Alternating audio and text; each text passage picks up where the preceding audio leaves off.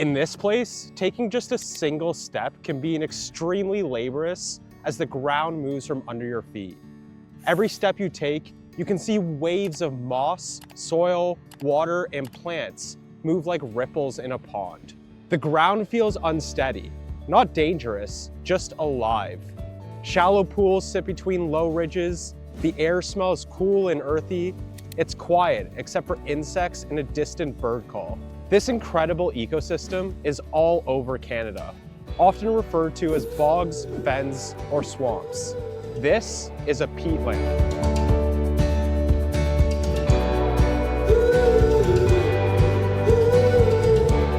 Canada has a lot of peatlands, about a quarter of the world's total, spread across every province and territory. In places like the Hudson Bay lowlands, it runs for thousands of kilometers to the horizon. What looks simple at the surface is doing complicated work below, storing carbon layer by layer, holding and filtering water, and keeping a long record of past climates right in its soils. Left wet and intact, peatlands steady climate and water. Drained, dug, or burned, they can release centuries, sometimes millennia of stored carbon in a short amount of time. This is part one of a series in which we dive into the wonderful world of peatlands. Today we will explore everything that makes peatlands one of the world's and Canada's most important ecosystems. But stay tuned for upcoming videos where we take a closer look at the Hudson Bay lowlands, the world's second largest peatland complex, and an ongoing peatland restoration project right here in Southern Ontario. To really understand what these places are and what they're not, let's look at the stories we've been told. From dead marshes to living mires, bogs in our books and shows are often gloomy, dangerous realms. Tolkien's dead marshes whisper of ghostly lights in treacherous ground. The Witcher's misty mirrors hide monsters in the reeds. Those flickers, so-called will-o'-the-wisps, have roots in real processes. Methane from wet soils, sometimes sparking rare tiny discharges of light. And yes, peatlands can be tricky to traverse. Some are quaking mats that ripple underfoot, and it's hard to see peatlands in a positive light when we think of the swamps of sadness from Never Ending Story. But these are not dead, dreary places. They are sanctuaries. Carpets of sphagnum moss, sedges, and stunted trees. Carnivorous plants like sundews and pitcher plants, dragonflies and damselflies, birds and amphibians, caribou and polar bears, and entire microscopic worlds. When we replace the horror story lens with a clear one, we see living, water-rich ecosystems that deserve respect and care. So what exactly is beneath the mossy surface?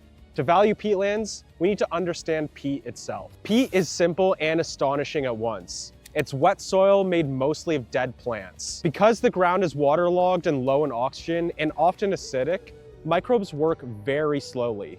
Plants grow, die, and only partially decay. The remains accumulate in layers over hundreds or thousands of years. In some places, peat is few tens of centimeters deep. In others, it's as deep as 10 meters, a tower of time horizontally beneath your feet. And peat isn't just mass, it's also memory. Layer upon layer preserves clues. Bits of leaves and stems you can still recognize after millennia. Pollen and spores that trace shifting forests and bogs. Microscopic creatures that hint at wetness and temperature. Paleoecologists read these layers like pages, reconstructing past climates, fire histories, and ecological change over thousands of years. Peatlands are as much time capsules as they are ecosystems. They also come in distinct forms. Not all peatlands are the same. Bogs are fed by rain and snow and are often ruled by sphagnum moss, the bog builders that acidify their world.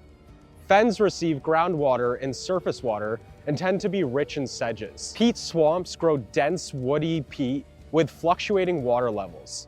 In the north, permafrost peatlands remain frozen for thousands of years and are sensitive to thaw. Peatlands are a type of wetland. So all peatlands are wetlands, but not all wetlands are peatlands. Now that we've met the soil and the systems, where do these peatlands actually live in Canada? A continental mosaic of peatlands are everywhere in this country.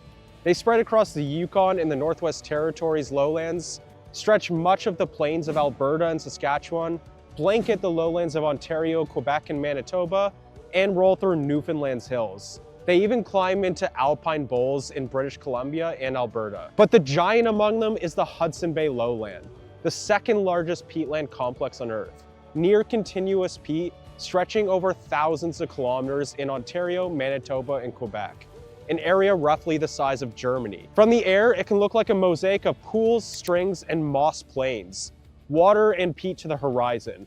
We're gonna dive deep into everything Hudson Bay lowlands in the next video. While peatlands are so important in Canada, they're a critical global ecosystem. Peatlands punch far above their weight. Globally, they cover only about 3 to 4% of the land, yet store a third of the world's soil carbon. Altogether, peatlands hold an estimated 415 to 550 billion tons of carbon, with ranges reflecting where mapping is still incomplete. Canada alone stores around 150 billion tons of that carbon. Per square meter, a Canadian peatland can hold roughly 5 times as much carbon as the Amazon rainforest. Peatlands are also persistent carbon sinks. Year to year, they remove on the order of 140 million tons of CO2 globally, remarkably steady over millennia.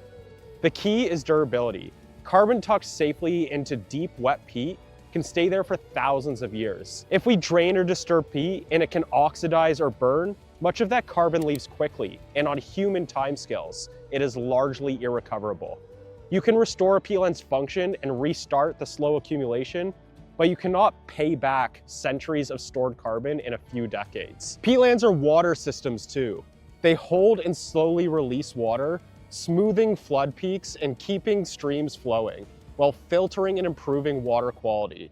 When healthy and wet, they can even act as fire buffers, slowing the spread and offering refuges. With so much at stake, what threatens these living archives and climate guardians? Intact hydrology is the heartbeat here. Keep it and these communities persist, break it and the whole system starts to fail. Water quality declines, habitats unravel, and fire risk increases as peat dries. Now the pressures that are drying and degrading peatlands and what those mean for climate and communities. There are several big forces that are pressuring Canada's peatlands.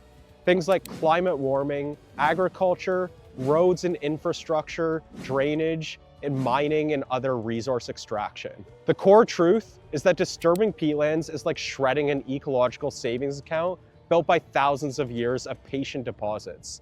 What took centuries to accumulate can be lost in a single fire season or a few years of oxidation. And most of that loss is irrecoverable on timescales that matter for today's climate. That's why we need a carbon accounting mindset. Think of peat carbon as an intergenerational trust. Every ditch, roadbed, or mine in peat country is a withdrawal. Some withdrawals may be unavoidable, but we must count the true cost. Life cycle emissions, altered hydrology, heightened fire risk, and only proceed when the climate ledger stays in the black. Better yet, place development where withdrawals aren't necessary. And stewardship of peatlands isn't abstract. It has leaders. In Canada, Indigenous peoples are central to protecting peatlands now and for the future. Much of Canada uses the word muskeg to refer to peat and peatlands. Muskeg is more than a landscape word. It carries Cree and Ojibwe knowledge of wetlands that have sustained travel, food, medicine, gatherings, and cultural practice for generations. Today, Indigenous leadership is essential to keep peatlands intact. Indigenous guardians programs, Indigenous-led land use planning, community monitoring, and Indigenous protect and conserved areas and co-governance all strengthen stewardship. With the stakes and the leadership clear, what is Canada's role and ours? Canada holds roughly a quarter of the world's peatlands, including vast tracts that remain ecologically intact. Decisions made here ripple through the global climate system. We have a rare window. Many peatlands are still healthy. Protecting them now prevents irreversible carbon losses, secures clean water for communities, sustains biodiversity, and upholds cultural values. That responsibility doesn't just sit with governments or industry alone. It sits with all of us. Learn what peatlands are and where they are near you. Advocate for protections and keep water tables high and hydrology intact. Support Indigenous-led stewardship and co-governance. Urge smart siting of infrastructure and mines away from peat-rich landscapes. Choose garden soils that don't rely on peat extraction. Back policies and funding for mapping, monitoring, and restoration where damage has occurred. Peatlands are Canada's quiet climate superpower, living archives that cool the air, store water, and shelter life. Caring for them is caring for our communities and for a stable climate. Keep them intact and let the slow work of millennia keep this iconic Canadian ecosystem well into the future.